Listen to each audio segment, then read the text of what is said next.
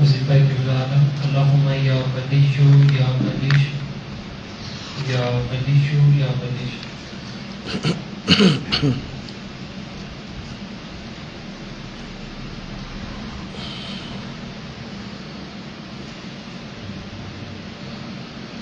یا بدیشو یا بدی یا بدیشو یا بدیش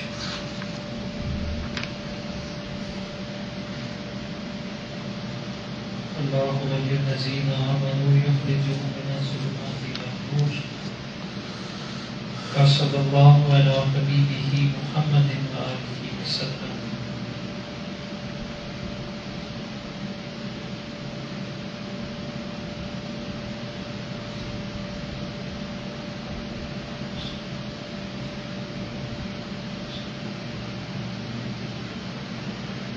الفاتحہ.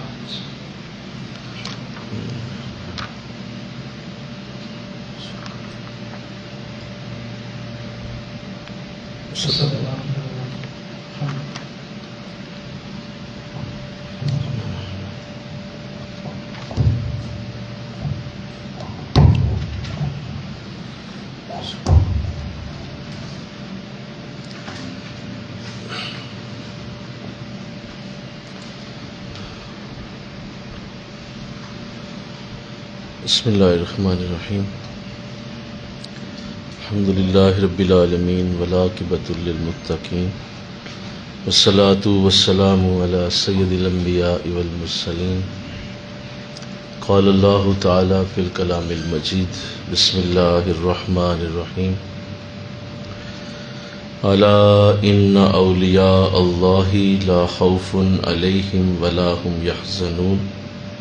صدق اللہ العظیم. رب اشرح لی صدری ویسر لی امری واحلل عقدۃ من لسانی یفقہوا قولی. ان اللہ وملائکتہ یصلون علی النبی یا ایہا الذین آمنوا صلوا علیہ وسلموا تسلیما.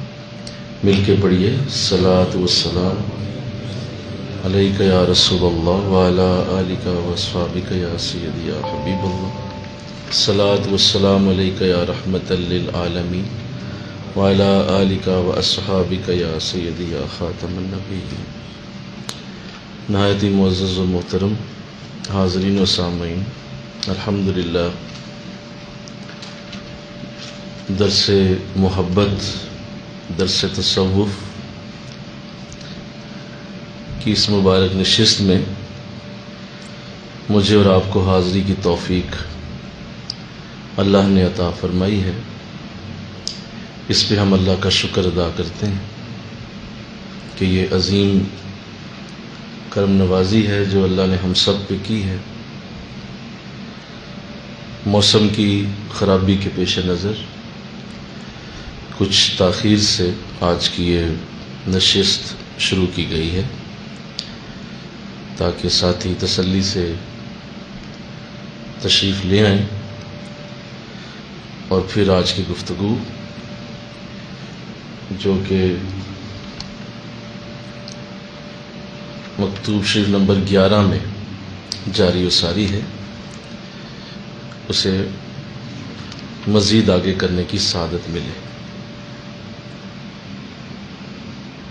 جیسا کہ یہ بات پہلے کی جا چکی ہے کہ سلب امراض کے حوالے سے ہمارا گزشتہ درس ہوا.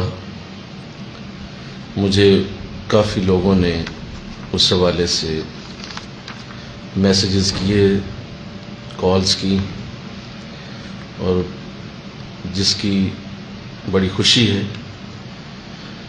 کہ اس کے اندر جو گفتگو کی گئی تھی اس سے بہت سارے لوگوں کو بڑا فائدہ ہوا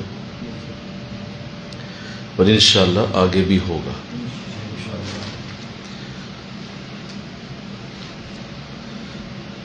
یہ ایک پورا شعبہ ہے جو اللہ والوں کو دوسرے لوگوں سے علیحدہ کرتا ہے، ممتاز کر دیتا ہے اور اللہ والوں کو یہ شرف دے کر مزید عزت و برکت ماشاءاللہ، نعرہ تکبیر، نعرہ رسالت، ماشاءاللہ محمد فاروقی صاحب امریکہ یاترا سے واپس تشریف لے آئے، اللہ اور برکت دے، بہت خوشی ہوئی۔ تو یہ اللہ والوں کا وہ شرف ہے جسے اللہ چاہے عطا فرمائے، اور اس عظیم شرف سے وہ عظیم برکت، ساتھ جوڑیں اس کو، ایسے ٹھیک، وہ عظیم برکت جو اللہ دے کے اپنے نیک بندوں کو ممتاز کرتا ہے تاکہ لوگ ان کی طرف توجہ کریں۔ اس حوالے سے میں چاہوں گا کہ کچھ بزرگوں کے آج حالات پیش کیے جائیں تاکہ ان کی زندگیوں سے بھی یہ چیزیں سامنے آ جائیں۔ حضرت سیدنا امام ربانی مجدد الفیض ثانی رحمۃ اللہ علیہ، آپ کے بارے میں آتا ہے کہ آپ کے ایک مرید مولانا محمد امین، جو کہ ایک لا علاج بیماری میں مبتلا تھے، یعنی انہیں حکیم حضرات نے لا علاج قرار دے دیا اور کہہ دیا کہ اب آپ آرام کیجئے، اب کوئی حل نہیں۔ تو انہیں آپ نے اپنا ایک کپڑا پہننے کے لیے دیا، ایک دو لائٹیں آن کر دیں موبائل کی، اپنا ایک کپڑا پہننے کے لیے بولیے دیا۔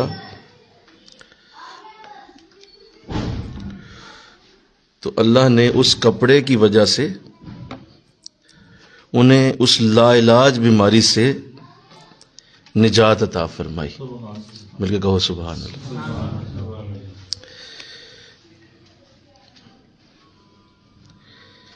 ایک دولت مند پیر زادے کو جو شاہی خاندان سے تھا، مرض کولنج لاحق ہوا، بہت علاج کرائے لیکن فائدہ نہ ہوا۔ مولانا ہاشم کشمی رحمۃ اللہ علیہ کی سفارش پر حضرت مجدد پاک نے ان پہ توجہ فرمائی اور صحت کی بشارت سنائی، تو اللہ نے اس کا درد کولنج شفا میں بدل دیا۔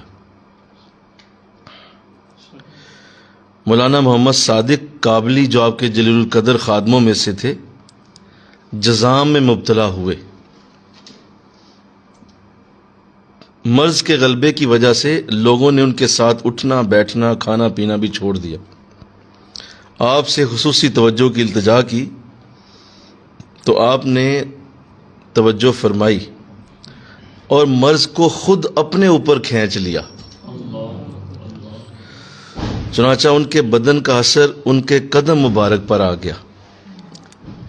جب آپ کے صاحبزادگان اور دیگر مخلصین نے یہ دیکھا تو بڑے غمگین ہوئے اور اللہ کی بارگاہ میں التجا فرمائی، تو اللہ نے اپنے فضل سے آپ کے قدم کو بھی شفا عطا فرمائی۔ تو یہ ایک نئی چیز آپ کے سامنے آئی ہے کہ بعض بار ایسا بھی ہوا ہے کہ بزرگوں نے وہ مرض اپنے اوپر ٹرانسفر کروا لیا کہ مولا تو اسے تکلیف نہ دے تو وہ تکلیف مجھے دے دے۔ بھئی دیکھیں نا، ایک بچہ ہے، اس نے اگر 50 کلو وزن اٹھا لیا تو اب آپ یہ کر رہے ہیں کہ مولا یہ 50 کلو اس سے اٹھا لینا، میں اس کو، تو نے دینا تو ہے نا کسی کو، تو یہ مجھے عطا کر دے، میں اس کو اٹھا لوں گا۔ آپ 250 کلو اٹھا سکتے ہیں، آپ کے لیے 50 کلو کیا ہے؟ تو آپ وہ 50 کلو اپنے اوپر لے لیں۔ اب دیکھیں ان کے تو پورے جسم پہ جزام تھا، حضرت مجدد پاک کے صرف قدم پہ اس کا اثر آیا۔ اس کا مطلب یہ ہے کہ وہ بیماری چھوٹی ہو گئی آپ کے لیے، کیونکہ آپ کی وسعت قلبی زیادہ تھی، آپ کا اللہ کے بارگاہ میں مرتبہ اور مقام زیادہ تھا، تو وہ بیماری چھوٹی ہو کے آپ پہ آ گئی، تو بعد میں وہ بھی شفا میں بدل گئی۔ اسی طرح حضرت شاہ ولی اللہ محدث دہلوی رحمۃ اللہ علیہ یہ بڑی خوبصورت بات فرما رہے ہیں اور یہ آپ نے القول الجمیل کے اندر لکھی ہے. آپ فرماتے ہیں کہ بیماری کا دور کرنا اس طرح سے ہوتا ہے کہ مرد جو صاحب نسبت ہے اپنی ذات کو بیمار خیال کرے اور یہ جانے کہ یہ بیماری مجھ میں ہے، اور اس پر ہمت کو جمع کر کے اس طرح کہ اس کے دل میں کوئی خطرہ نہ آئے سوائے اس تصور کے کہ مریض کی بیماری اس شخص کی طرف منتقل ہو جائے گی. اور فرمایا یہ امر عجائبات قدرت سے ہے. یہ عجیب بات ہے کہ ایسا ہو جائے گا کہ وہ خود اپنے آپ کو بیمار خیال کرے کہ یہ جو اس کی بیماری ہے یہ مجھ پہ آ گئی. تو آپ فرماتے ہیں کہ ایسا ہو جائے گا، اور یہ عجائبات قدرت سے ہے اور سنت ایزدی میں سے ہے. اللہ جسے چاہے ایسا کر دے. اس طرح حضرت شاہ عبدالعزیز محدث دہلوی آپ بھی فرماتے ہیں کہ حضرت شاہ عبدالعزیز رحمۃ اللہ علیہ یہ فرماتے ہیں کہ سلب مرض کے 2 طریقے ہیں. ایک یہ ہے کہ جب کوئی شخص بیمار ہو جائے یا کوئی گناہ میں مبتلا ہو تو صاحب نسبت وضو کرے، 2 رکعت نماز پڑھے اور خدا کی طرف متوجہ ہو خشوع دل کے ساتھ، اور زبان سے کہے کہ اے اللہ تو اسے نجات دے اور اس کی بیماری کو اس طرح دفع کر کے کبھی یہ باقی نہ رہ جائے. اور اس مناجات اور تضرع کے درمیان میں کہے کہ شخص مذکور کی بیماری یا ابتلائے زائل ہو جائیں. اور دوسرا طریقہ یہ ہے کہ جو خود اپنے اوپر لے لے اور پھر بعد میں اس کی توبہ کر لے اور اللہ سے معافی مانگے. تو یہ 2 طریقے آپ فرماتے ہیں سلب امراض کے لیے. حضرت مولانا نعیم اللہ خیالی رحمۃ اللہ علیہ آپ ارشاد فرماتے ہیں کہ سلب مرض کا پہلا طریقہ یہ ہے کہ فاتحہ پڑھ کر سلسلہ کی بزرگوں کی ارواح کو اصالہ ثواب کیا جائے. پھر یا شافی پڑھ کر اس مبارک اسم کے انوار کی طرف متوجہ ہو جایا جائے. جب اسم شریف کا فیض ہونے لگے تو ازالہ مرض کے لیے اس طرح متوجہ ہو کہ مریض اس کے سامنے ہو اور پوری طرح باطنی ہمت صرف کر کے اس کے بدن سے مرض جدا کر کے اس کی پشت کے پیچھے پھینک دے. اور اس وقت تک یہ عمل کرتا رہے جب تک آثار توجہ ظاہر نہ ہونے لگیں. چند بار یا چند روز یہی عمل جاری رکھے، وہ مریض شفا یاب ہو جائے گا. دوسرا طریقہ، یہ بار بار میں نے بھی اس کو آزمایا ہے، یہ جو طریقہ بھی عرض کرنے لگا ہوں، مریض کو اپنے سامنے بٹھا لے اور 500 بار لا الہ الا اللہ کا اس کے اوپر ورد کرے. اور لا الہ سے مرض کا نکلنا مراد لے اور الا اللہ سے شفا مراد لے. بولیے کیا کہا؟ لا الہ سے مرض کا نکلنا، الا اللہ ہے اس سے شفا.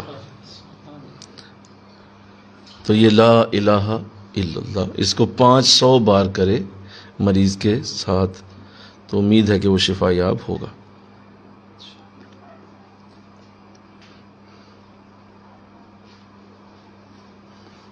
تو یہ کچھ بزرگوں کے طریقے جو اس حوالے سے لکھے گئے یہ میں نے آپ کے سامنے رکھے ہیں.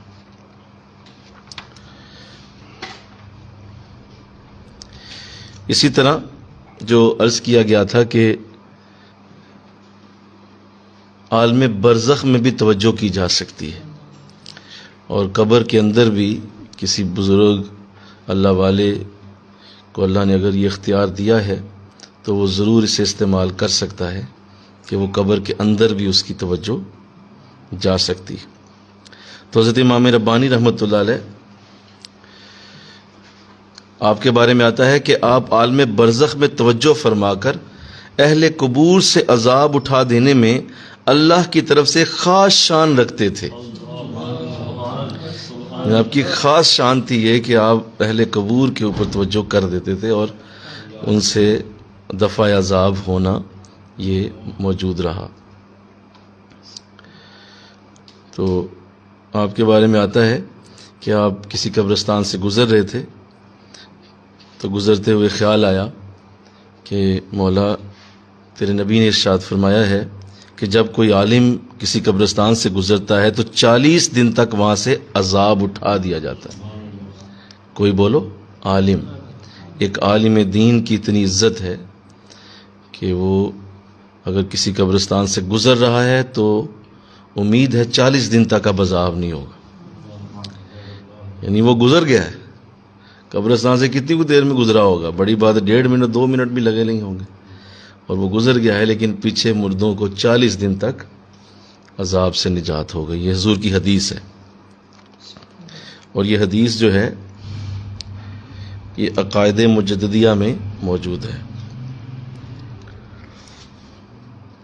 اور صحیح بخاری میں بھی ہے. تو آپ فرماتے ہیں کہ مجھے گزرتے ہوئے یہ خیال آ گیا کہ میرے گزرنے سے یہاں کیا ہوا ہوگا. یعنی میں گزر رہا ہوں تو چلو دین کا عالم اللہ نے مجھے بھی تو کوئی توفیق دی ہے, تو سعادت مجھے بھی ملی ہے, تو دین کی علم کی برکت تو میرے پاس بھی ہے, تو میرے گزرنے سے یہاں کیا ہوا ہوگا. تو اس خیال پر ہی آپ کو الہام ہوا کہ ہم نے تمہاری آمد کی وجہ سے قیامت تک کے لیے یہاں سے عذاب اٹھا لیا. اللہ. اسی طرح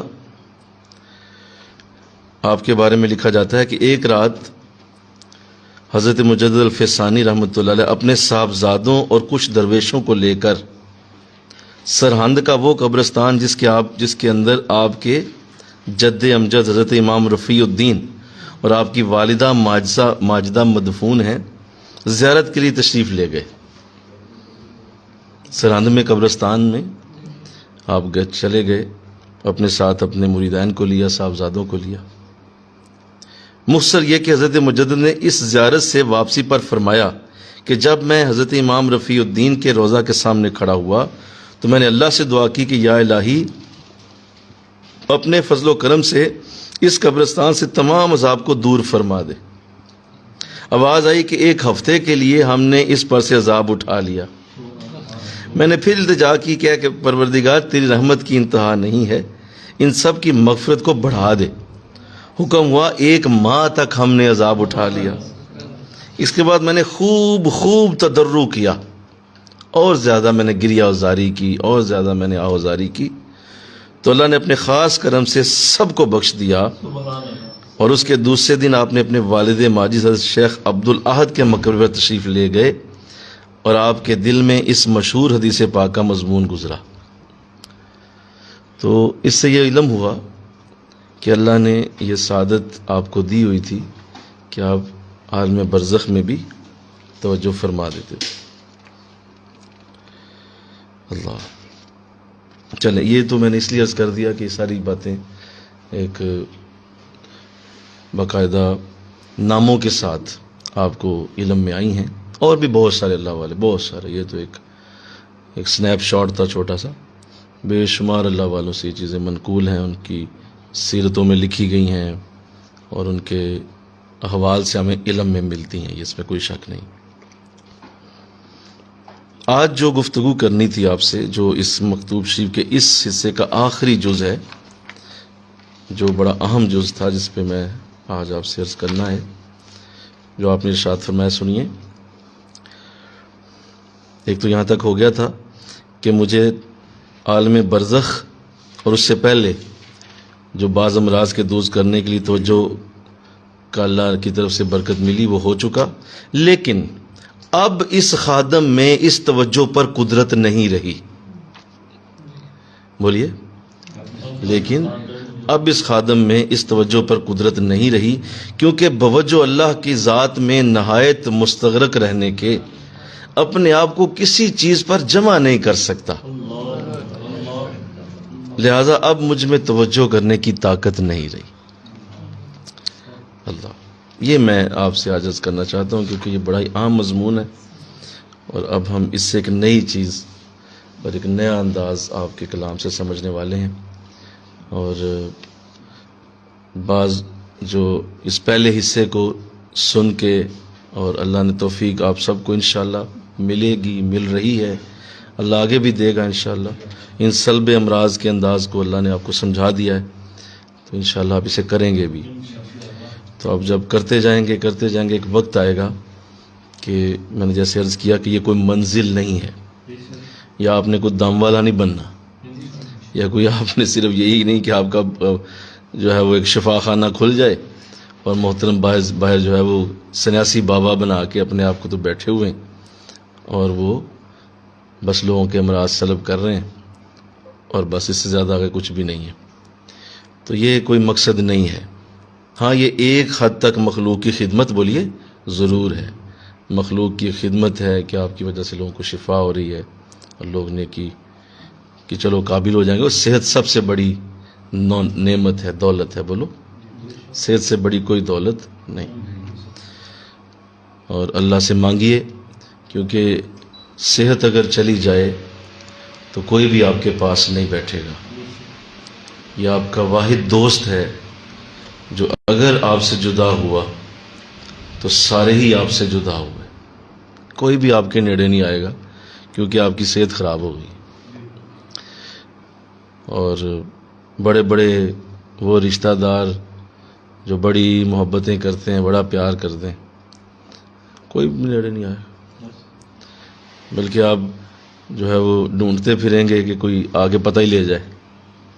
تو یہ بہت ہی بڑا ساتھی ہے صحت، لہذا اپنی صحت پہ کبھی کمپرومائز نہ کریں، اپنی صحت کے اوپر کسی صورت کمپرومائز نہ کریں، اس کو کسی حالت میں خراب نہ ہونے دیں۔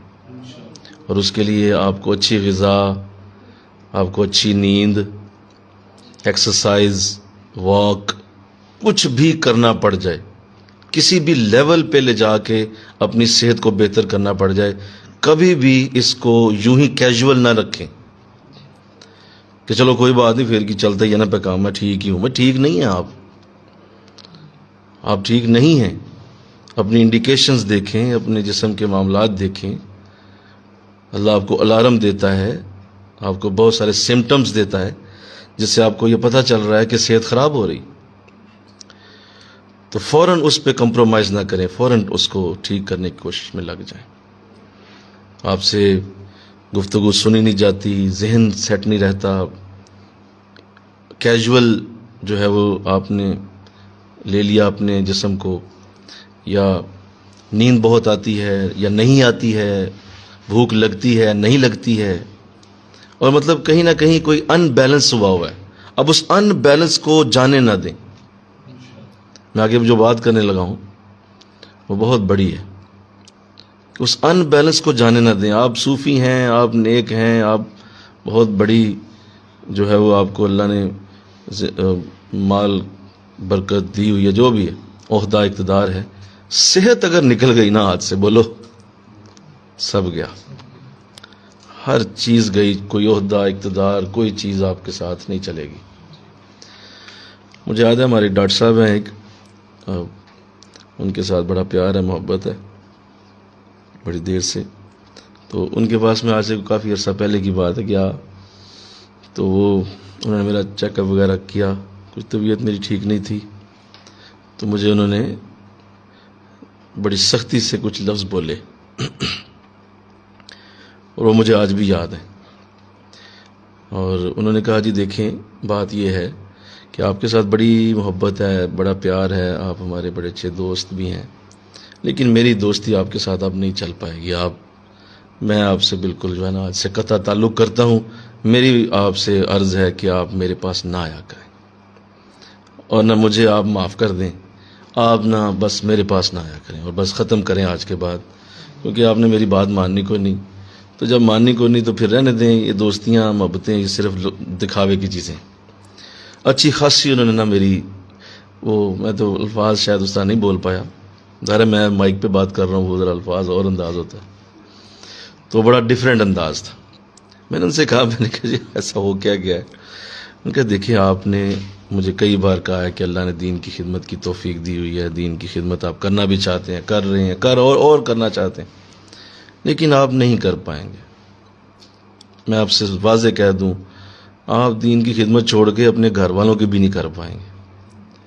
میں نے کہا ایسا کیا ہو گیا؟ میں نے کہا جی نہیں، آپ کی جو حالت ہے اس وقت، اگر آپ نے 3-4 چیزیں فوراً نہ کی، فوراً، ایک تو ہوتا ہے نا کہ کل پرسوں شروع کرنا ہے، آپ فوراً آپ نے اسے نہ کیا تو آپ چند ہی سال کی بات ہے، آپ کو کوئی نہ کوئی بڑا مرض لگے گا، اور اس کے بعد دین بھی گیا، نماز روزے بھی گئے، اور بس پھر بستر ہوگا اور دوائیاں ہوں گی۔ اور اس طرح کی میرے پاس سینکڑوں کہتے ہیں ایگزامپلز ہیں، ایک بھی نہیں سینکڑوں مثالیں ہیں میرے پاس، کہ جن لوگوں نے میری ان باتوں کو نہیں سمجھا، نہیں اس پہ غور کیا، وہ آج بستروں پہ لگے ہوئے ہیں اور وہ نہیں سمجھ پائے۔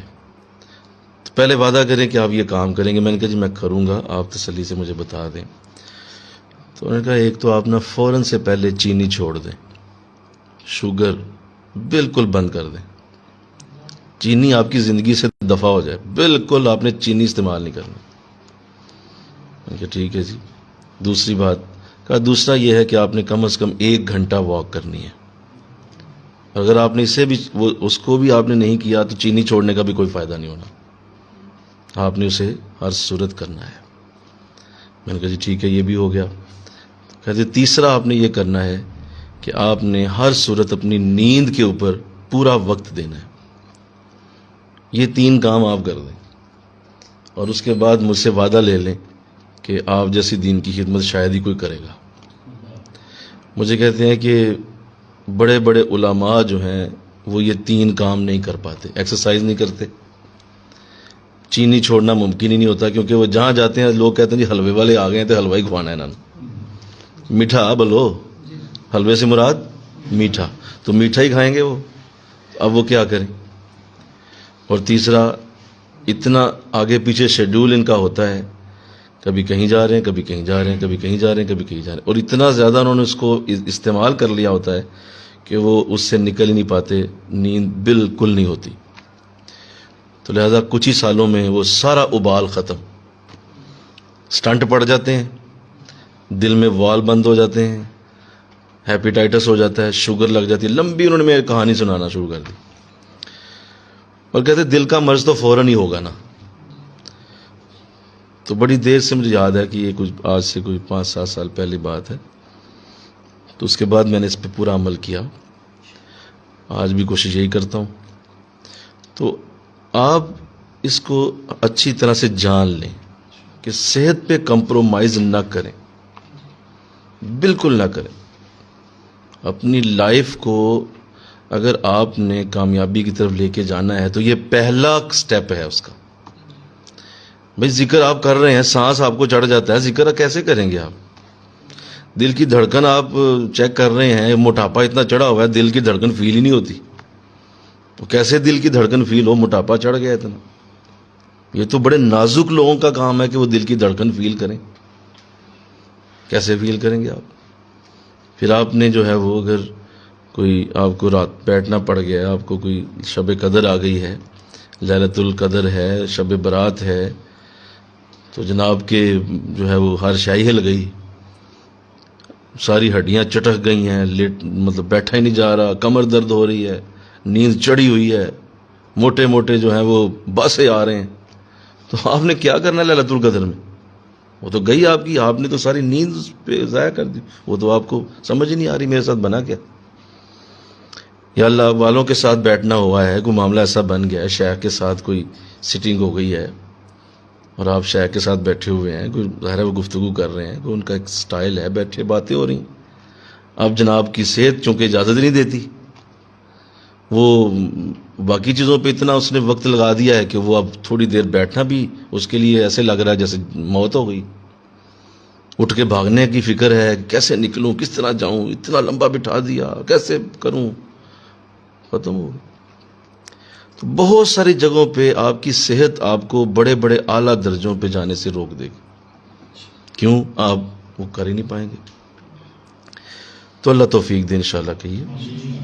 تو آپ بڑی ہی خوبصورت بات اب کرنے لگے ہیں، بہت ہی اعلیٰ بات کہ حضور مجھ پہ یہ کرم تو ہوا کہ میں نے لوگوں کی جو توجہ کر کے ان کی بیماریاں دور کی ہیں، اسی طرح میں نے باقی معاملات میں کیا ہے، لیکن چونکہ یہ میرا مقصد نہیں تھا، میرا مقصد یہ نہیں تھا، میرا مقصد خدا کی ذات تھی، اور میں مزید آگے جانا چاہتا ہوں، مزید میں اپنی اگلی برکتوں، اگلی منزلوں کی طرف روانہ ہو رہا ہوں۔ تو اب میرا حال یہ ہے کہ چاہنے کے باوجود بھی میں توجہ نہیں کر پاتا، اور میں اپنے آپ کو جمع نہیں کر پاتا، اس طرف توجہ ہی نہیں جاتی کہ کسی کی بیماری دور کر پاؤں۔ اور یہ آپ یوں سمجھ لیں کہ عشق اور محبت میں ایسا مقام ہے کہ جہاں پہ آ کے سالک جب پہنچ جاتا ہے تو پھر سالک کے لیے اللہ کی ذات اس حد تک اس کے اوپر چھا جاتی ہے کہ پھر اس کی طرف چہرہ دور کرنا، ہٹانا ممکن رہتا ہی نہیں۔ ہر حالت میں اسی کی طرف دھیان، ہر حالت میں اسی کی طرف توجہ، ہر حالت میں اسی کی طرف پورا ایک ذوق اور شوق۔ جیسا مجھے یہاں کہنے دیجئے کہ اگر کوئی اس عظیم سعادت سے بہرور ہو بھی رہا ہے تو بھی یہ جان لے کہ اللہ کی ذات اصل مقصد اور منزل ہے، اصل مقصد اور منزل اللہ کی ذات، اسی کی طرف دھیان رہنا چاہیے، اسی کی طرف، اسی کا شوق ہو، اسی کا ذوق ہو، اور اسی کی طرف پورا ایک دلی جذبہ اسی طرف لگا رہے۔ اب ہوگا کیا؟ ظاہر ہے جب ایسا ہوگا کہ آپ نے پہلے لوگوں کو شفا دی، لوگوں نے دم کرایا، لوگوں نے توجہ لی، تو اب آپ جب نہیں کر رہے ہیں اور لوگ آتے ہیں توجہ کرانے کے لیے، آپ اس طرح سے بہیو ہی نہیں کرتے، بولو آپ ویسے ان کے ساتھ پیش ہی نہیں آتے، اور آپ ان کو کسی اور راستے کی طرف لے کے جانا چاہتے ہیں، تو اب وہ لوگ بھی پیوریفائی ہونا شروع ہو جائیں گے، یا یوں سمجھ لیں فلٹر ہونا شروع ہو جائیں گے۔ جو اس لیے آیا کرتے تھے کہ ان سے پیٹ درد ٹھیک کرائیں، وہ پھر اس لیے آئیں گے کہ ان سے اللہ کی ذات کی برکت لیں، وہ فلٹریشن شروع ہوگی، وہ رحمت، وہ فضل جو اللہ آپ کو دے کر لوگوں کو لانا چاہتا ہے، اب وہ واقعی وہی لوگ اکٹھے ہونا شروع ہوں گے جن کا کام صرف پیٹ درد ٹھیک کرانا نہیں ہے، اور وہ صرف اپنے آپ کو دم کرانے کے لیے آپ کے پاس نہیں آتے، بلکہ وہ اللہ کی بارگاہ کی برکت اور اللہ تک رسائی کا طریقہ سیکھنے کے لیے آپ کے پاس آتے۔ میرے کہو نا سبحان اللہ۔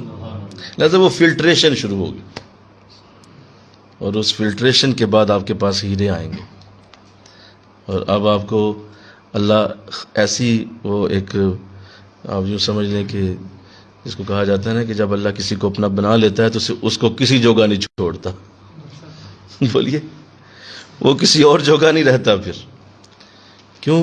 کیونکہ اللہ کی ذات کی جو کشش ہے اور اللہ کی ذات کی جو برکت ہے وہ پھر اسے کیسے رہنے دیتی۔ یہاں تو ایک اللہ معاف فرمائے کسی ایک عام محبوب، دنیاوی محبوب کا ذرا ہو جائے تو کہتا ہے ہن گیا باقی دنیا، تو اب تو گیا باقی دنیا سے، کیوں؟ اسی کے پیچھے اسی کی ذات کا خیال، اسی کی ہر طرف دھیان، اسی کی طرف غور اور توجہ، باقی دنیا ہاتھ اٹھا کے پھرتی ہے پیچھے لیکن وہ توجہ نہیں کرتی۔ ایسا ہوتا ہے نا، بولو یار۔ تو ایک عام محبوب یہ حال کر دے تمہارا تو اللہ کتنا بڑا محبوب ہے، جس کے ساتھ تمہاری اگر حب لگ گئی تو پھر کس جوگے رہ جاؤ گے، پھر تو گیا کام۔ تو آپ یہی فرما رہے ہیں، آپ فرما رہے ہیں اب مجھے اصل میں جو اللہ کے ذات کے ساتھ میرا جو معاملہ بن چکا ہے حضور، اب میں واپس کسی پہ توجہ نہیں کر پاتا، اور اب میں محروم ہو گیا ہوں اس سعادت سے، میرے لیے اس طرح سے توجہ کرنا ممکن نہیں رہا۔ یہاں میں ایک اور بات بھی کر دوں تاکہ ذہن میں جو سوال اٹھتے ہیں بعض اوقات وہ سوالوں کے جواب بھی ساتھ ساتھ ملتے جائیں۔ دیکھیے جب آپ کے پاس روشنی ہوتی ہے، سنیں، جب آپ کے پاس روشنی ہوتی ہے، جیسے ابھی آپ لوگوں نے موبائل پکڑے ہوئے ہیں، تو اب اس روشنی کو آپ نے جب استعمال کرنا ہے تو اس کا رخ بدلنا پڑے گا، یعنی اگر آپ کو دائیں بیٹھا ہے تو روشنی دائیں طرف کرنی پڑ جاتی ہے، کوئی بائیں بیٹھا تو بائیں طرف کرنی پڑ جاتی. جیسے اگر میں یہاں اس وقت ادھر بیٹھا ہوں تو آپ نے سب نے موبائل کا رخ میری طرف کیا ہوا ہے، کیونکہ لائٹ اگر نہیں ہے تو اس طرف رخ ہو جائے تو روشنی ادھر آپ کو کرنی پڑ جاتی ہے جدھر کوئی بیٹھا ہو. ایسے ہی بولو. ایک وقت وہ آئے گا جب آپ کو روشنی پکڑنے کی ضرورت نہیں رہے گی، پھر آپ خود روشن ہو جائیں گے. جب آپ خود روشن ہو جاتے ہیں تو پھر آپ کسی کی طرف رخ نہ بھی کریں، آپ کے ارد گرد ہر طرف جو بیٹھے گا اسے روشنی ملتی جائے گی. اب یہ حال ہو جاتا ہے کہ جب کوئی اللہ کی بارگاہ کی اس حالت تک پہنچتا ہے تو پھر اسے کسی کو دم کرنے کی ضرورت نہیں ہے. بلکہ کہو نا سبحان اللہ. اسے کسی کو توجہ دینے کی ضرورت نہیں ہے. اس کو کسی کو سوچ کے کہ اب جناب میرے پاس بیٹھے ہیں تو اب میں اس کے دل پہ القاء کروں، ایسا نہیں ہے. اس لیے کہ وہ بیٹھا ہے اور قریب بیٹھا ہوا خود ہی روشن ہوتا جا رہا. مجھے کہو نا سبحان اللہ. جیسے بعض بزرگوں کے بارے میں آتا ہے کہ ایک اللہ والے تھے تو ان کے بارے میں لوگوں نے یہ کہا کہ جی بہت اچھی گفتگو کرتے ہیں، اور اتنی اچھی گفتگو کرتے ہیں کہ جب بھی کرتے ہیں تو ان کے مجمع میں لوگ جو ہیں وہ بس واصل باللہ ہو جاتے ہیں. بڑا اچھا ان کا خطاب ہے، گفتگو کرنے میں بڑا سلیقہ ہے. تو لوگوں نے تعریفیں کی تو دشمنوں نے کہا کہ بس وہ الفاظ کے لچھن جانتا ہے، اسے بس اتار چڑھاؤ آتا ہے، کہیں سے اس نے وہ سیکھا جا کے تقریر کا فن، تو بس اس سے لوگوں کے دل بدل دیتا ہے. تو بزرگوں کو پتا چلا کہ میرے بارے میں یہ کہا جا رہا ہے کہ میں بس الفاظ کے لچھن جانتا ہوں اور اسی سے لوگوں کو کھینچ لیتا ہوں. تو انہوں نے کہا ٹھیک ہے، چلو ان کی بھی آرزو پوری کرنی چاہیے. آج جو درس ہوگا اس میں کچھ بھی کلام نہیں کروں گا، کوئی کلام نہیں ہوگا. آج بات ہی کوئی نہیں ہوگی، درس میں کچھ بھی نہیں بات کروں گا، اور دیکھتے ہیں کہ پھر کلام ہے یا کوئی اور ہے. تو ایسا ہی ہوا. جب درس کا وقت ہوا لوگ آ گئے، اکٹھے ہو گئے کہ جی، اور مجمع کافی ہوتا تھا، ظاہر ہے گفتگو بڑی اچھی ہوتی تھی تو لوگ سننے آتے تھے. تو بیٹھ گئے، حضرت آئے اپنے وقت پہ اور آ کے وہ بھی بیٹھ گئے. اب حضرت کے سامنے مائک بھی لگا، جو بھی تو وہ موجود ہیں اور لوگ انتظار میں ہیں کہ کلام شروع ہو اور ہمارے دلوں کی دنیا بدلے. لیکن حضرت اپنی نظریں جھکائے ہوئے، سر جھکائے بیٹھے ہیں اور کوئی کلام نہیں کرتے. اب لوگ پھر انتظار میں ہیں کہ چلو ابھی بولیں گے ابھی بولیں گے، لیکن آپ اسی طرح بیٹھے. تھوڑا سا وقت گزرا تو ادھر دائیں طرف سے رونے کی آواز بلند ہوئی. تھوڑا سا اور گزرا تو بائیں طرف سے رونے کی آواز بلند ہوئی. تھوڑا سا اور وقت سامنے سے، تھوڑا سا اور وقت ادھر سے، پھر ادھر سے، پھر یہاں سے، پھر یہاں سے. او ہو ابھی کچھ ہی ٹائم، کچھ ہی وقت گزرا، سارا مجمع اشک بار ہو، رو رو کے لوگوں کی چیخیں نکل گئی. آپ نے اٹھ کے دعا مانگ دی اور کہا بھائی لنگر لاؤ. تو لنگر جب استعمال کر لیا، لوگوں سے ملے تو عرض کی کہ حضور آج تو آپ نے بات ہی نہیں کی. تو فرمایا کہ جاؤ، جو میرے بارے میں کہہ رہے تھے کہ باتیں بہت کرتا ہے، آج تو میں نے ایک لفظ نہیں بولا، اور آج پہلے سے زیادہ لوگوں کے دلوں پہ اثر ہوا ہے. اس کی وجہ یہ ہوتی ہے کہ ایک ہوتا ہے کہ کسی لوہے کے اوپر سونے کا پانی رہا دیا جائے، اور ایک ہوتا ہے کہ خود ہی سونا بن جاؤ. وہ بات ہی علیحدہ ہے. لہذا اللہ والوں کا انداز جب یہ ہو جائے کہ، اور عام لوگوں کا تو خیر یہی ہے نا کہ جتنا چاہے عبادت کرتے جائیں، نیکی کرتے جائیں، نماز روزہ ذکر وظائف، لیکن اندر سے لوہا ہے. لیکن یہ جو وظائف ذکر وغیرہ کا، اس سے اوپر سونے کا پانی چڑھ رہا ہے. وہ سونے کا پانی چڑھاتے جا رہے ہیں، اندر لوہا ہے. اب ہوگا کیا؟ ایک وقت آئے گا کہ وہ سونے کا پانی کسی نہ کسی وقت اترے گا، ضرور اتر جائے گا، اور وہ سونے کا پانی باقی نہیں رہے گا. لیکن دعا کرو کہ اللہ ہمیں اصل سونا بنا دے. اگر آپ سونا ہے نا تو پھر آپ اسے کھرچیں، اندر سے اور سونا نکلے گا. بولو، اور کھرچیں، اور سونا نکلے گا، اور کھرچیں، اندر سے سونا ہی نکلتا جائے گا۔ تو جب کوئی خود سونا بن جاتا ہے اسے کسی سونے کے پانی کی ضرورت نہیں، اسے کسی اوپر بناوٹ کی ضرورت نہیں ہے، اسے کسی اور تصنع کی اور اپنے آپ کو بڑا کوئی پیش کرنے کی اور مطلب القابات اور مطلب لوگوں کو بتانا اور یہ سب کچھ اسے کوئی حاجت نہیں رہ جاتی، کیونکہ وہ خود سونا ہے، اور سونا خود اپنی ایڈورٹائز ہوتا ہے، اسے کسی کو بتانا نہیں پڑتا کہ وہ سونا ہے۔ تو مجدد پاک رحمۃ اللہ علیہ اصل میں اس حالت کی طرف اشارہ فرما رہے ہیں۔ میرے کے کہو نا سبحان اللہ۔ اب آپ سمجھیں کہ میری حالت اب یہ ہو گئی ہے کہ حضور اب میں جمع نہیں کرتا اپنے آپ کو کسی پہ، نہ میں ہمت پاتا ہوں، لیکن لوگ جو بھی میرے پاس بیٹھتے ہیں وہ برکت لے جاتے ہیں۔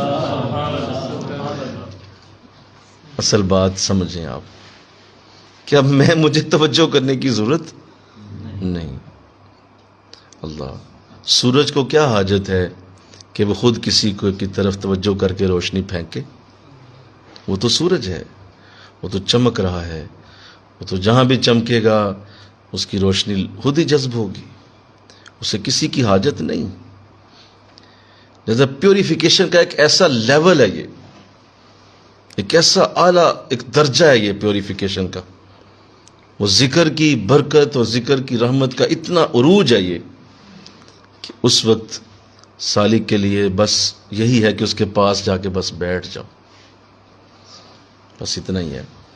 اور ایک سالک کو چاہیے کہ وہ ایسے شخص کے بس قریب ہو جائے، آگے اسے کچھ بھی کرنے کی ضرورت نہیں، اس کا نور اور برکت دعا اتنی بڑی ہوتی ہے کہ اس کے ہلنے کی بھی ضرورت کوئی نہیں، ساری کی ساری برکت بغیر کچھ کیے ہی ملتی جاتی۔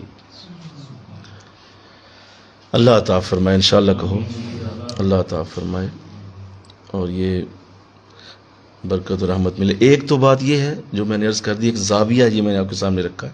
اب ایک اس کا دوسرا زاویہ بھی ہے، سنو۔ دوسرا زاویہ یہ ہے کہ جب کوئی یہ چیزیں کر لیتا ہے، اور یہ اسی طرح میں نے جیسے کہا کہ کسی کو آپ نے دم کیا یا کسی کو آپ نے توجہ دی، یا جو میں نے طریقے عرض کیے ہیں ان میں سے کوئی ایک طریقہ آپ نے استعمال کیا، کسی کو ٹھیک کر دیا، تو یہ اشارہ کر رہا ہے کہ اللہ کی برکتیں آپ کے اندر موجود ہیں، اس بات کا اشارہ ہے۔ بولیے، یہ ظاہر ہے کچھ ہے تو دے رہے ہیں نا، بولو۔ اگر اندر کچھ ہے ہی نہیں ہے تو کیسے کوئی ٹھیک ہو رہا ہے بھائی؟ ظاہر ہے کچھ ہے نا تو دیا اسے، تو یہ اللہ کی رحمتیں آپ کے اندر موجود ہیں، یہ تو کنفرم ہو گیا۔ اور یہ استعداد کی خبر بھی ہے کہ آپ میں استعداد پوری ہے، اور آپ اپنے فاتحہ پڑھی، بندہ ٹھیک کر دیا آپ نے کسی پہ دم کیا وہ ٹھیک ہو گیا، اس کا مطلب استعداد پوری۔ اور یہ جتنا بھی اس طرح کا عمل ہے یہ اصل میں عروج کی طرف اشارہ ہے کہ آپ عروج پہ جا رہے ہیں، جتنا آپ کسی کے قریب عروج پہ جاتے ہیں اتنا جذب کرتے ہیں آپ، بولیے، اتنا آپ جذب کر رہے ہوتے ہیں۔ دیکھیے جتنا کوئی قریب جاتا ہے، مطلب آپ باغ سے دور تھے تو آپ کو خوشبو آ رہی تھی باغ کے پھولوں کی، قریب گئے اور آئے گی، بولو نا، اور قریب جائیں، بولیے، اور آئے گی، اور قریب جائیں اور آئے گی، اور قریب جائیں اور آئے گی۔ جو ہی آپ پھول کے قریب چلے جائیں گے تو اور خوشبو تیز ہو جائے گی۔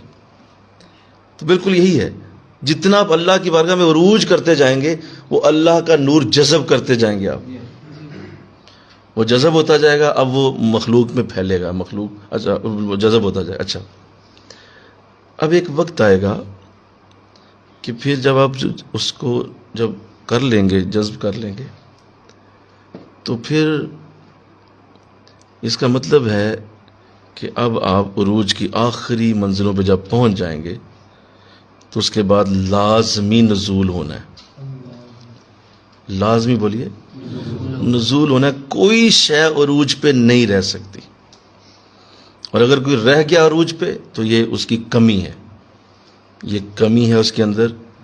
اسے صرف عروج نہیں کرنا بلکہ اسے نزول بھی کرنا ہے، کیونکہ آقا دو جہاں نے دونوں فرمائے ہیں۔ آپ نے عروج بھی فرمایا معراج کی رات، بولو، اور نزول بھی فرمایا، تو نزول ہونا ضروری ہے، نزول ہونا ضروری ہے۔ اللہ، اب سنیے، جن اولیاء نے عروج کی طرف توجہ رکھی ان کی کرامات بہت زیادہ ہوتی ہیں. کثرت کرامات دیکھو گے. عروج کی طرف توجہ رکھیے. سنو.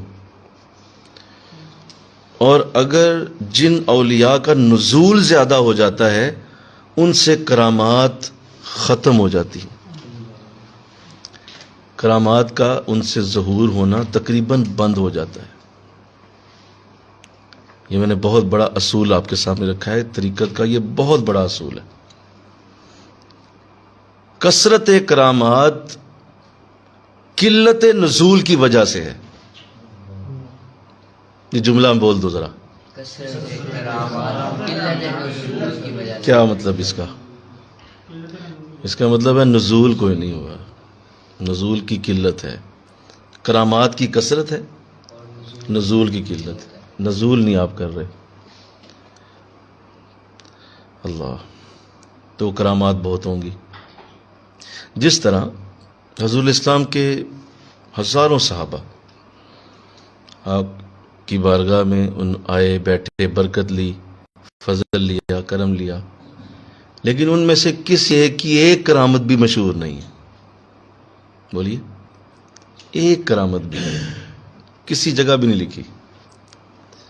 اس کی وجہ یہ ہے کہ آقا دو جہاں کی بارگاہ میں جو آتا تھا نزول پورا کر جاتا تھا. عروج تو کرتا ہی تھا, بولیے, نزول بھی کر جاتا تھا. تو لہذا کرامات صفر.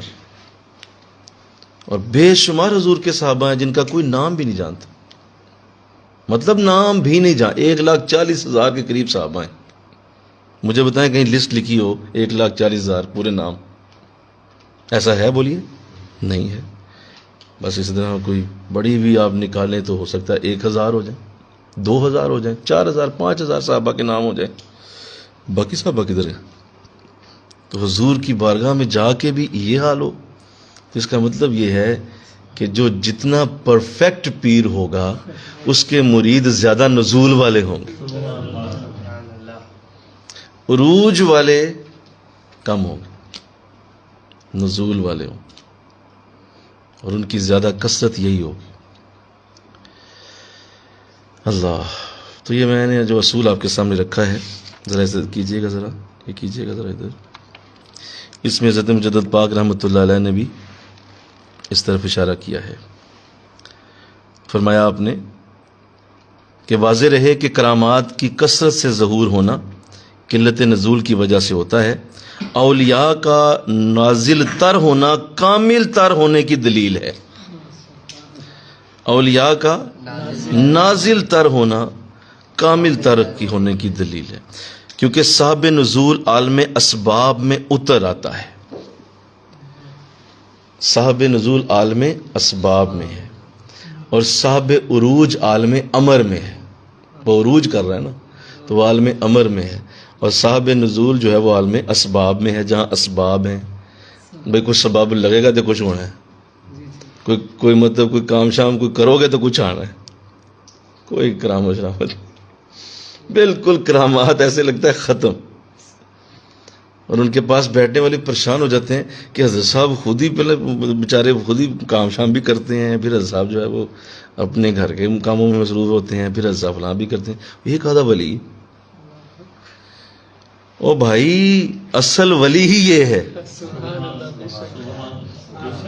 آقا دو جہاں صلی اللہ علیہ وسلم ہزاروں کروڑوں فرشتوں کے امام ہونے کے باوجود اپنے سارے کام خود کیا کرتے تھے. اپنے بکری کا دودھ دوتے, مہمانوں کے لیے آپ کھانے کا بندوبست فرماتے, محنت فرماتے, اور اپنے کپڑوں پہ پیبند خود لگاتے. بولو نا. اور اٹھائیں زندگی حضور کی, کون سا کام حضور کا کسی فرشتے نے آ کر کیا؟ بولیے. اس قدر بڑا درجہ کہ جو فرشتوں کا امام ہے جبرائیل, وہ دربان رسول ہے. حضور کے گھر کے باہر کھڑا رہتا ہے کہ مجھے اجازت ملے تو اندر آؤں. اس کے باوجود کوئی کام کسی فرشتے نے نہیں کیا, سارا کچھ خود کیا. وہ تو اللہ نے جب چاہا مدد کی، بولیے جب چاہا اللہ نے مدد کی ہے. حضور اپنے ہر کام کو خود ہی سر انجام دیتے تھے. جو نبی اس حد تک نزول کی کیفیت والا ہو، اس حد تک نزول والا ہو کہ جب وہ طائف میں زخمی ہو جائے پھر بھی وہ اللہ کی مدد کو یہ کہہ کے ٹال دے کہ مولا میں انہیں یہ عذاب نہیں دینا چاہتا، اس لیے کہ اگر آج یہ مجھے نہیں پہچانتے تو کل پہچان لیں گے. اتنا نزول ہے کہ اس مدد کو بھی کہ جو حضور کے لیے آئی تھی اور کہا گیا کہ ہم دونوں پہاڑوں کو ملا دیتے ہیں، آپ ابھی ذرا اشارہ کر دیں، وہ بھی نہیں لی. فرمایا خود ہی ہوگا. میرے کہو نا سبحان اللہ. خود ہی ہوگا، ایک دن آئے گا یہ میرا کلمہ پڑھیں گے. کیا نزول ہے. یہاں ہر جو ہے وہ بندہ کسی ایسی گدی یا ایسی کسی آستانے کی تلاش میں ہے جہاں چھو منتر کر کے کام ہو جائے، پھونک ماری جائے، سارے کام ہوتے چلے جائیں، اور بس جو ہے وہ صاحب آ گیا میرے گھر، اب تو لہریں بہ رہے، اب تو میرے گھر کی دیکھیے کیسے قسمت چمکتی ہے. کیا بات ہے، سب کچھ ہو جانا ہے. کیوں؟ حضرت صاحب کے قدم لگ گئے. یہ کوئی کہانی نہیں، ایسا کچھ بھی نہیں ہے. یہ کثرت کرامات میں وہ نہیں ہوتے، وہ نزول جو کر جاتے ہیں ان کا سارا دھیان اللہ کی ذات پہ رہتا ہے، پورا دھیان رہتا ہے. اور جو وہ کرتے ہیں، سنو یہ سنیے ذرا سنیے، بڑا اہم میں آپ کی توجہ چاہتا ہوں. ایک تو یہ کہ وہ عالم اسباب میں اتر آتا ہے اور اشیاء کے وجود کو اسباب سے وابستہ پاتا ہے، اور مسبب الاسباب کے فعل کو اسباب کے پردے کے پیچھے دیکھتا ہے. اور جس شخص نے نزول نہیں کیا یا نزول کے اسباب تک نہیں پہنچا، اس کی نظر صرف مسبب الاسباب کے فعل پر ہے، جبکہ مسبب الاسباب کے فعل پر اس کی نظر ہونے کے باعث تمام اسباب اس کی نظر سے چھپ جاتے ہیں. پس حق تعالیٰ ان میں سے ہر ایک کے ساتھ اس کے ظن کے موافق علیحدہ علیحدہ معاملہ کرتا ہے. سنو، اسباب کو دیکھنے والے کا کام اسباب پر ڈال دیتا ہے، اور جو اسباب کو نہیں دیکھتا اس کا کام اسباب کے وسیلے کے بغیر مہیا کر دیتا ہے.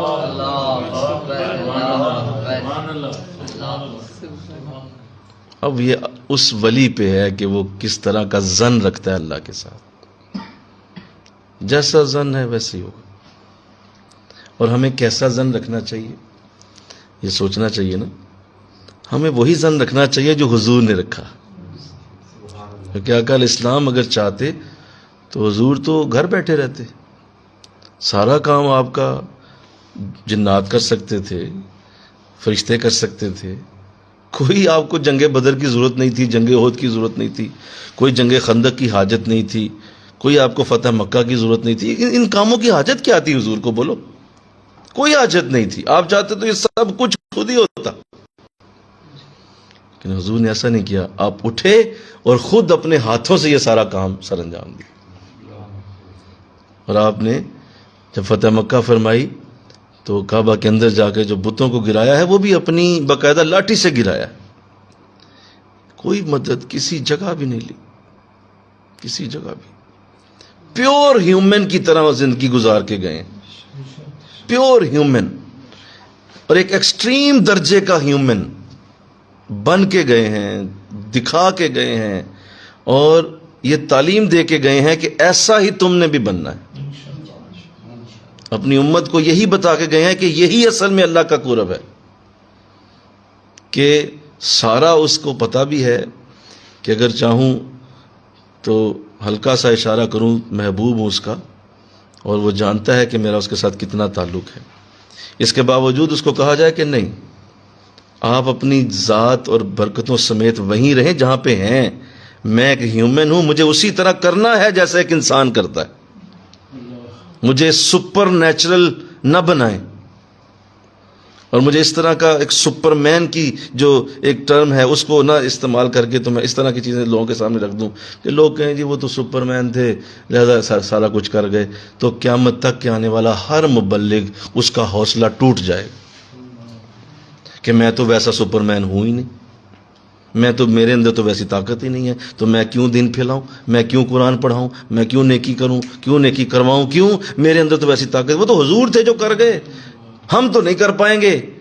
تو حضور نے ایسا دن آنے سے پہلے ہی اس کی جڑیں کاٹ کے رکھ دیں کہ نہیں، تم یہ دیکھو کہ میں ہوں رسول ہی لیکن زمین پہ سو جاتا ہوں رسول ہی لیکن فرشتہ مجھے بھی چھوڑ کے کہتا ہے اب آپ یہیں سے اکیلے جائیں آگے، ہوں رسول ہی لیکن کئی دن بھوکا بھی رہتا ہوں رسول ہی لیکن اپنے پیٹ پہ 2 پتھر بھی باندھ لیتا ہوں رسول ہی لیکن ایک وقت یہ بھی آتا ہے کہ جب آپ اپنے ہاتھ میں ایک روٹی لیتے ہیں، اس پہ چند گوشت کے ٹکڑے رکھتے ہیں اور فرماتے ہیں جاؤ میری فاطمہ کو دے آؤ، وہ بھی 3 دن سے بھوکی ہے۔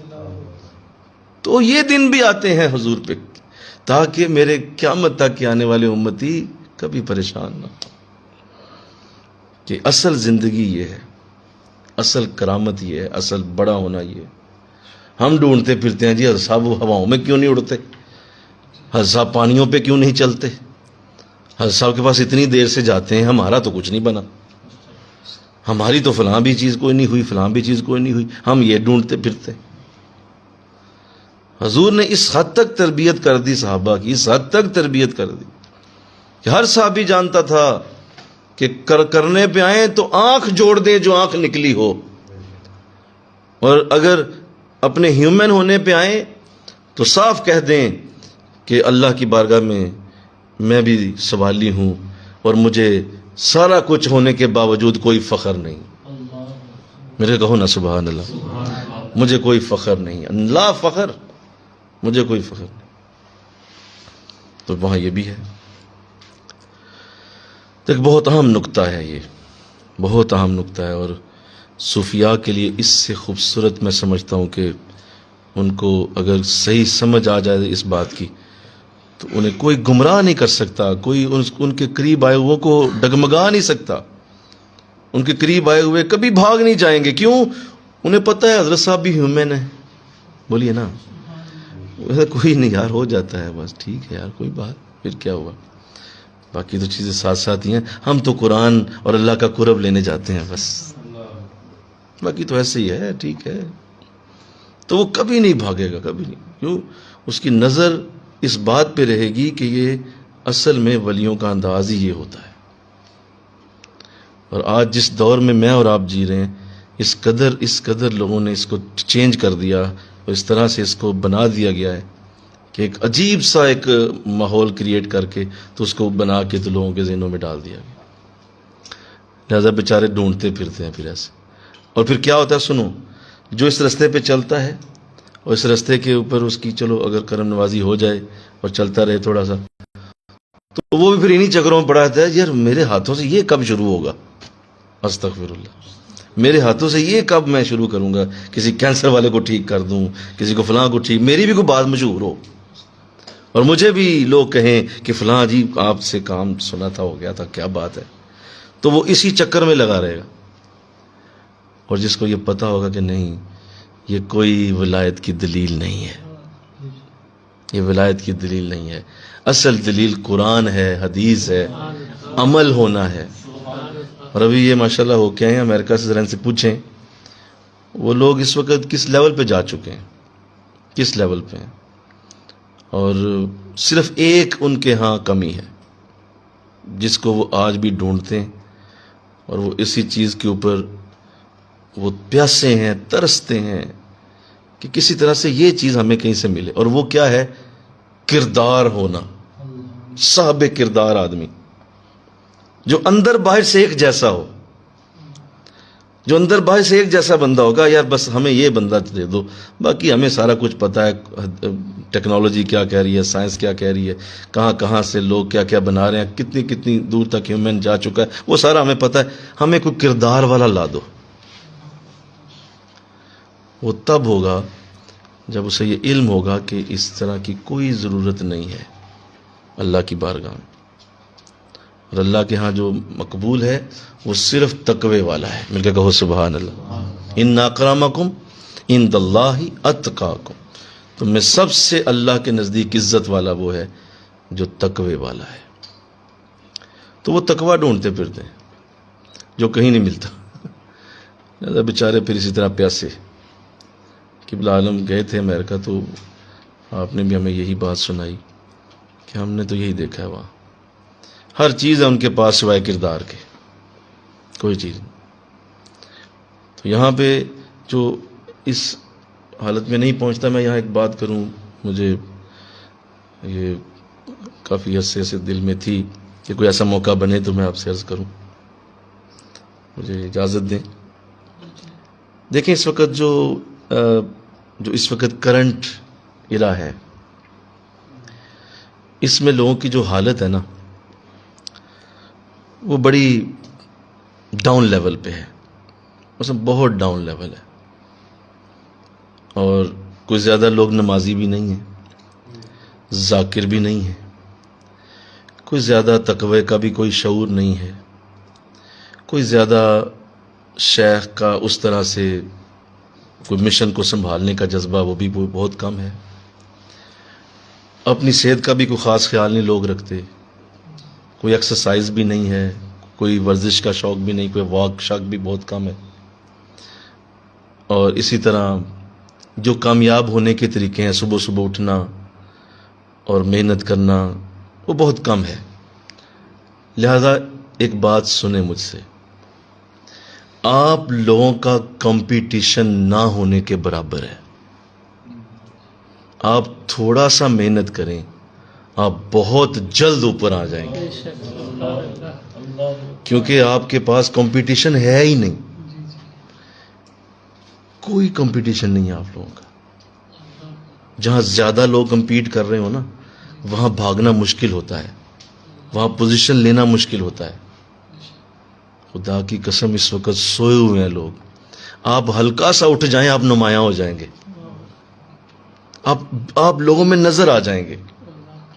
آپ صحیح راستے پہ آ جائیں اور تھوڑی سی محنت شروع کر دیں، فوراً دنیا کے اندر آپ کا نام پیدا ہو جائے گا. کیونکہ تقریباً 90% تو دنیا ویسے ہی سو رہی ہے، کوئی آپ کا اس طرح سے آپ کے سامنے وہ نظر ہی نہیں آ رہی چیز کہ آپ کے سامنے کوئی کھڑا ہوگا کمپٹیشن کرے گا آپ کا. میری بات سمجھیں آپ؟ نہیں، میری بات صحیح سے غور سے سنی آپ نے. کمپٹیشن کوئی نہیں ہے. تھوڑی سی محنت کریں، تھوڑا سا اپنے آپ کو اٹھائیں، تھوڑا سا اپنے آپ کو بلند کریں، لیول پہ لائیں. کوئی آپ کے سامنے ہے ہی نہیں. بھئی دیکھو نا، آپ K2 پہ چڑھ رہے ہیں اور اگر آپ کے ساتھ 15-20 ہزار بندہ اور بھی چڑھ رہا ہے تو پھر آپ تو نظر ہی نہیں آئیں گے ان میں. بولیے نا، وہ بھی چڑھ رہے ہیں، آپ بھی چڑھ رہے ہیں، چلو کوئی تو چڑھ ہی جائے گا اوپر، لیکن چڑھنے والا ہی ایک ہے تو آپ ہی نظر آئیں گے. اور کون نظر آئے؟ کمپٹیشن کوئی نہیں. تقوی میں کوئی ہے ہی نہیں. کون ہے تقوی؟ کدھر ہے لوگوں میں؟ کون ہے جو تقوی کے معیار پہ پورا اتر رہا ہے؟ ذکر کون کرتا ہے؟ ذکر کے بھی کوئی انداز نہیں لوگوں کے اندر، ذکر کا تصور ہی کوئی نہیں. اور جو ذاکرین جن کو ہم ذکر سکھا کے پھاوے ہو گئے، وہ ذکر نہیں کرتے، تو عام لوگوں نے کہاں ذکر کرنا؟ اور پھر جو آپ پڑھ رہے ہیں مجدد پاک کی تعلیمات، میرے کہو نا سبحان اللہ. کوئی ہے اس لیول پہ؟ کوئی ہے کمپٹیشن آپ کا؟ تو میری بات سمجھیں جو میں کہنا چاہتا ہوں. آپ کا کوئی اس طرح سے نہیں ہے، لہذا بہت جلد نمایاں ہوں گے آپ، بہت جلد.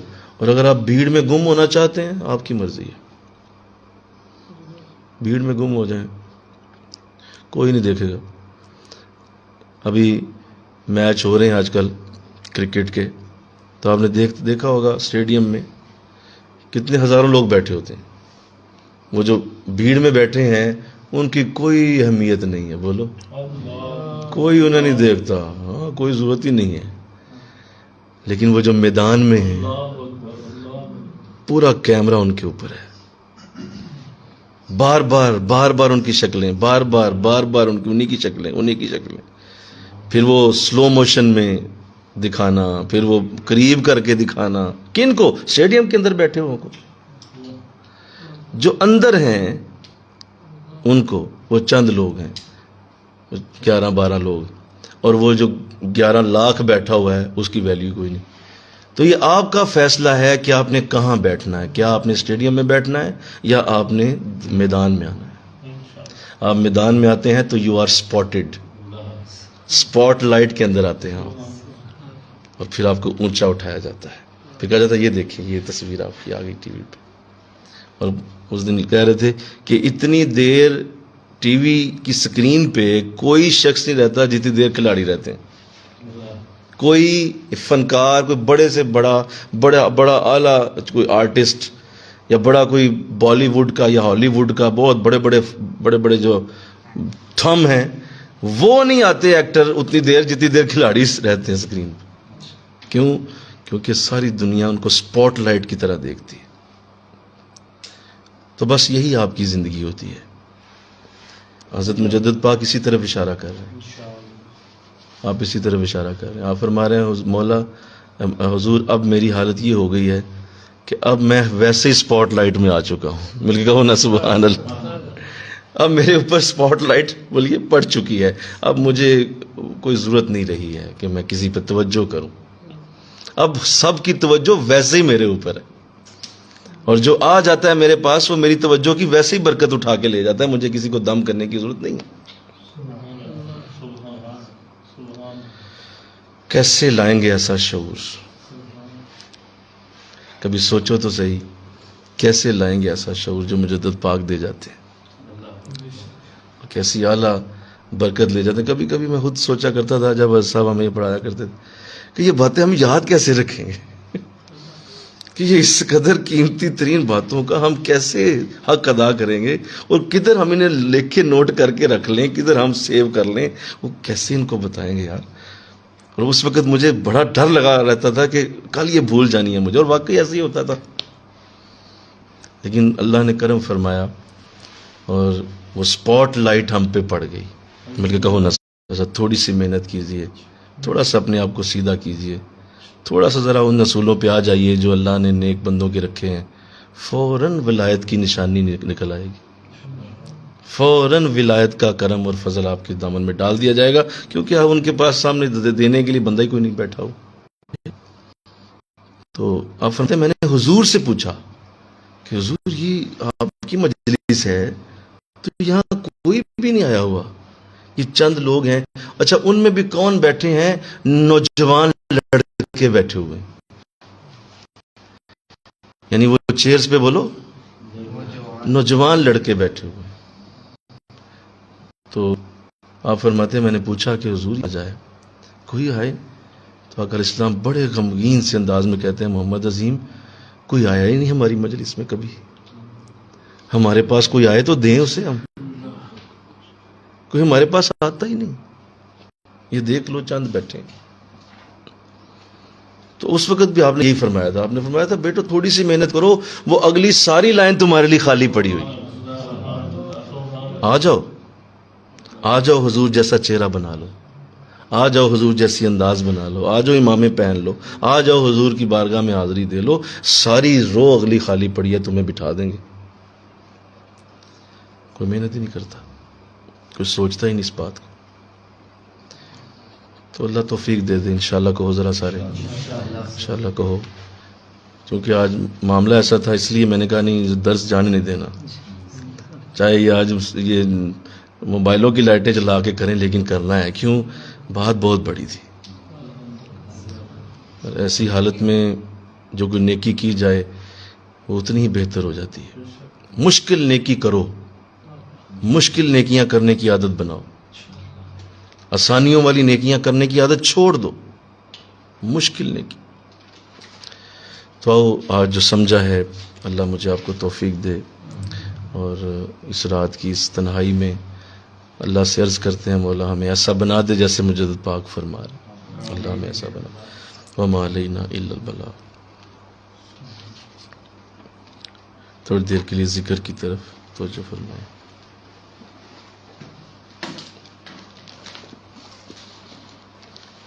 دھیان دل کی طرف رکھیے. فیض، برکت، نور، رحمت، فضل اللہ کی بارگاہ سے آپ کو مل رہا ہے. سنیے کہ آپ کا دل اللہ اللہ کہہ رہا ہے.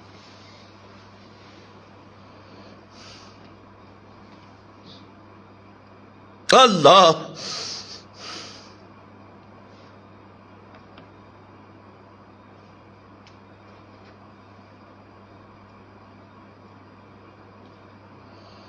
اللہ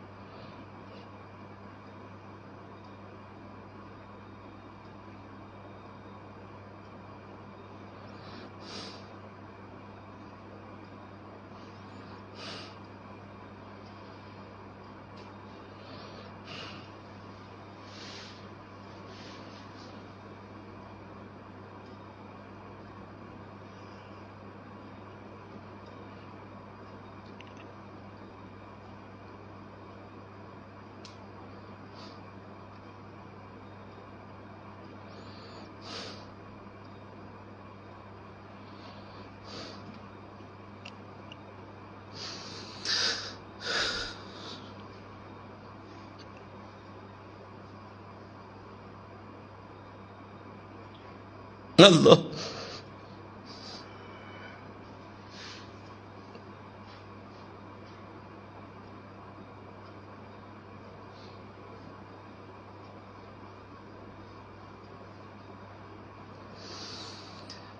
لا الہ الا اللہ محمد رسول اللہ صلی اللہ علیہ وسلم لا الہ آمین اللہم صلی علی سیدنا و مولانا محمد وعلی آل سیدنا و مولانا محمد وبارک وسلم الہ العالمین۔ مولا تیری بارگاہ میں عرض ہے مولا ہم سب کی آج کی حاضری قبول ہو۔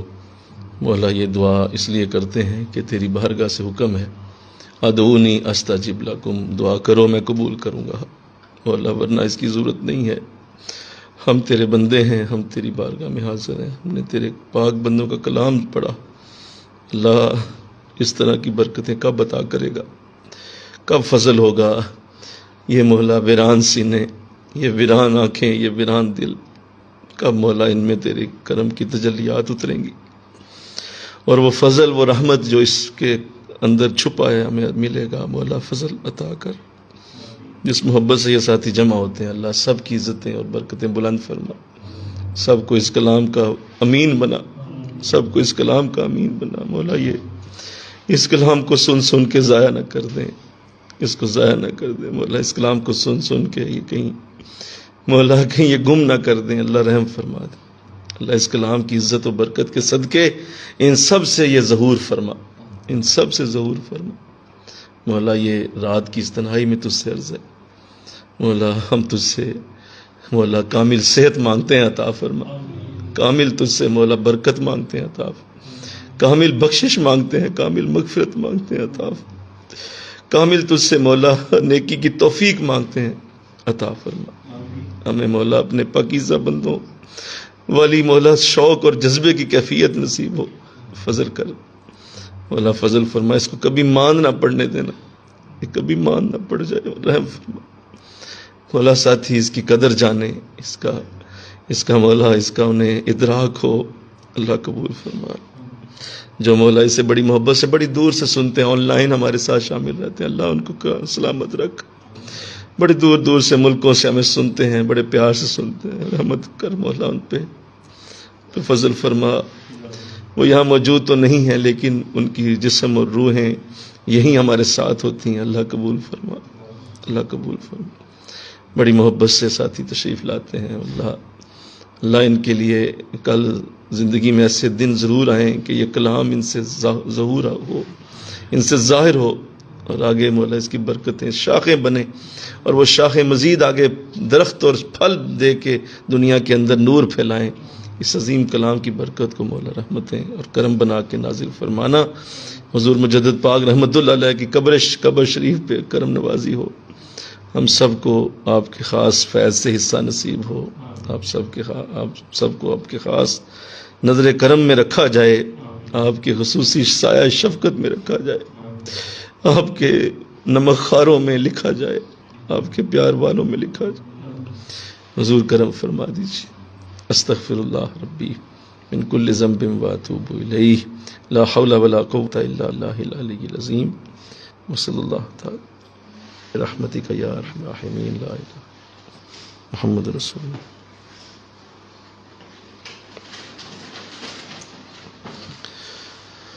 اللہ.